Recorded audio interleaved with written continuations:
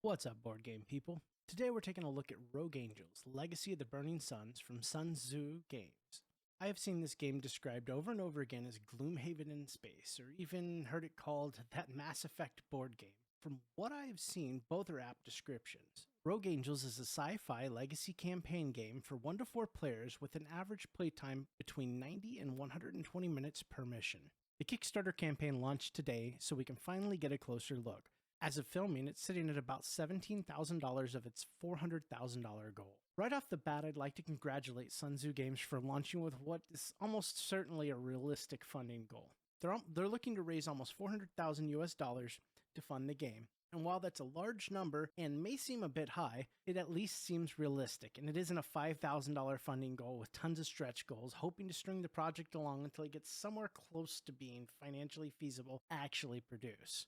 We will look closely below and hopefully find some clues as to why they came to that specific number. So before we jump into the meat of the campaign, I'd like to point out the ease of actually backing this campaign. There are only 2 pledge levels. 2. While there might be more as the campaign progresses, this makes it really easy to hop right into the backer train. The only difference between the 2 pledge levels is the lower cost Rogue Angels Gamebox pledge only includes digital copies of the campaign and personal storybooks for about $98. And the higher priced Rogue Angels Game Box Plus books does what the name implies and includes physical copies of the various books for around $123. Sitting top and proud of the campaign page is a picture of the game laid out on the tabletop ready for play.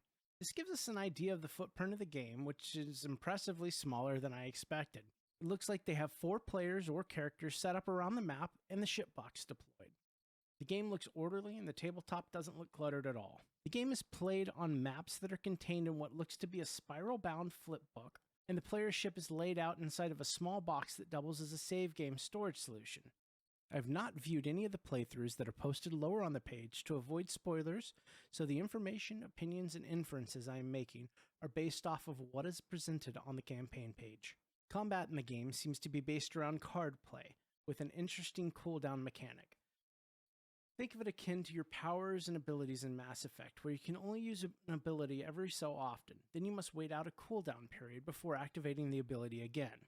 This can lead to a lot of dynamic choices that must be made to manage a potentially limited ability pool during combat. In addition, as you progress through the game, you'll be making choices that affect the narrative path that you will explore and evolve your character's personalities.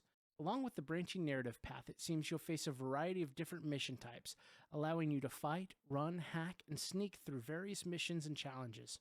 Hopefully you'll be able to choose your own tactics. Perhaps taking a more stealth approach instead of going in guns blazing will give you a different end result for your mission. I would also love to see them add the ability to talk your way into and out of a sticky situation. Sometimes violence isn't the only answer, but sometimes it is the best. They also show off a token drawing mechanic used to break into enemy systems. It limits the amount of draws a player can make to allow you to push your own luck and succeed or fail in a glorious fashion. The branching campaign contains roughly 70 missions, but your specific story and playthrough will only see you doing about 40 of those. It seems that your gear and possibly your ability cards will be upgradable as you play by adding stickers to your cards, allowing for some degree of customization. And though the game is a legacy game, there is the possibility of replayability as all permanent changes are contained within each single character. So you should be able to enjoy a second or even third playthrough using different characters. This should allow you to make different decisions and experience the different missions with each playthrough. So what's in the box? In this case, it's at least 2 boxes. You get a medium-sized core box and a smaller ship box. I see no indication if the ship box can be stored inside the core box or not. That would be my preference if it's possible. You will get a 50-plus page spiral-bound map book, 12-page training manual, 20 dossiers for playable characters, and each dossier contains a double-sided character sheet, a legacy folder which functions as a character storybook, I believe, a sticker sheet, 7 action cards, and a standee for that character.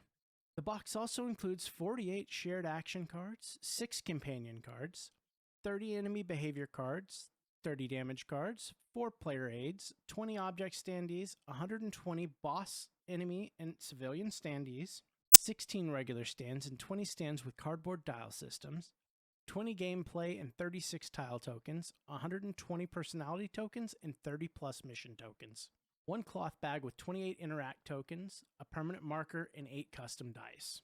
For the digital pledges, and also included with the physical pledge level, you'll get access to a web platform where you can log in, start, or continue the entire campaign. This platform will also present all of the personal stories as well. They make specific mention that this is not a mobile app, so you should be able to access it from any device.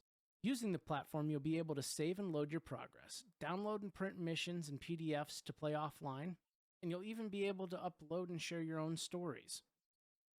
They're also hoping to add voiceover narration, sound effects, and background music if funding reaches high enough stretch goals. We all know apps or web platforms can be a bit gimmicky. They're often hit or miss.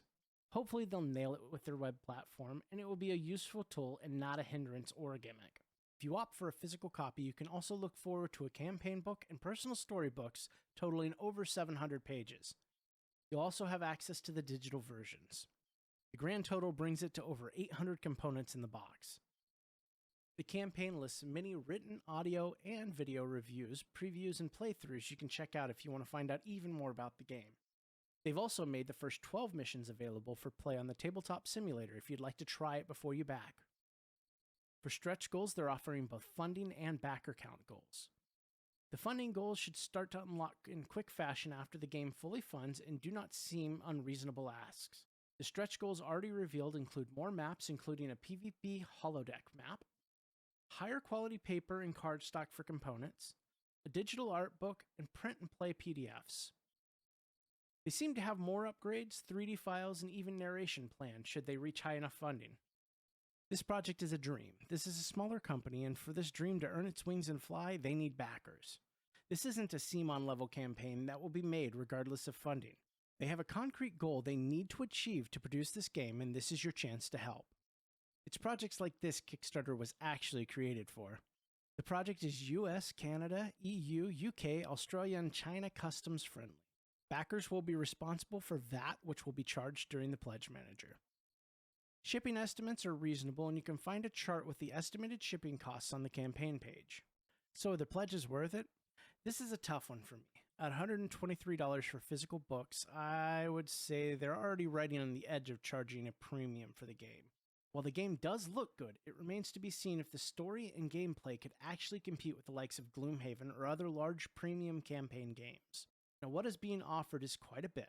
800 components is nothing to balk at, but I'm hoping the value will really start to show itself post-funding when the stretch goals start to unlock. I think they could upgrade components and offer other incentives that would easily make the game worth the asking price.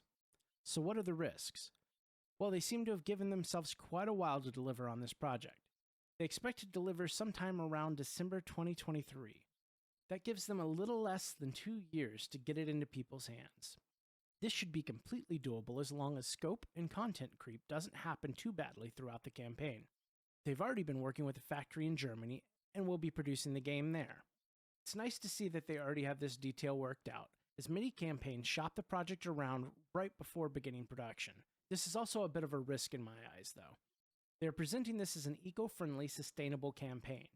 Generally, eco-friendly practices can evolve rapidly, and the quote from the factory today might be doable, but costs can increase, material costs can increase, and even taxes and regulatory fees can sting when you're working with a green-minded factory. Hopefully the quote is relatively locked in. The other big risk I'd call out for this campaign is the online platform they'll be developing for the game. While they are writing the rest of the campaign, they've allotted a lion's share of their time to developing the online platform. Development of anything takes time and careful testing to produce good results, and that is if you have experience in web development. I don't know what, if any, experience they have, so it's a bit of a red flag to me. Nothing that would scare me away, but more of something to keep an eye on. I would caution the company against forcing players to connect to and use the platform, but if they do, make it worth our while. Make sure it works, it's well integrated, and it's a pleasant user experience. So what are my thoughts? The components and the renders that are shown in the campaign look quite nice. The cards are readable, and I really like the flip map book. This should allow them to include a variety of different locations that something like map tiles might exclude them from. My biggest gripe is going to be with the fact that they plan on offering cardboard standees for the players, enemies, civilians, and bosses. I'm not the biggest fan of cardboard standees, and pairing them with a limited number of bases means you'll be swapping the bases out for each standee quite often. This causes serious wear and tear on the standee, and usually renders them useless and can even make them look quite trashy quick. I would greatly suggest that they look into an option for including acrylic standees, something along the lines of what is found in Vagrant Song. I would be more than willing to pay for them as a premium add-on. I just don't think the cardboard standees, no matter the material quality, will stand the test of time or even truly make it through a complete playthrough unharmed. I love the concept of the game. We need more creative sci-fi campaign games on the market. I'd love to see this evolve into an epic space opera that they'll be able to perfect and expand for years to come. I'm going to continue to follow along closely, and once funding is met and more of their game has been shown, I will try and make an update video bringing you the latest information about Rogue Angel's Legacy of the Burning Suns. If you like this type of content, please consider clicking like below and subscribing. It's free and it really helps small content creators grow. Thank you so much for watching, and remember, play something fun tonight.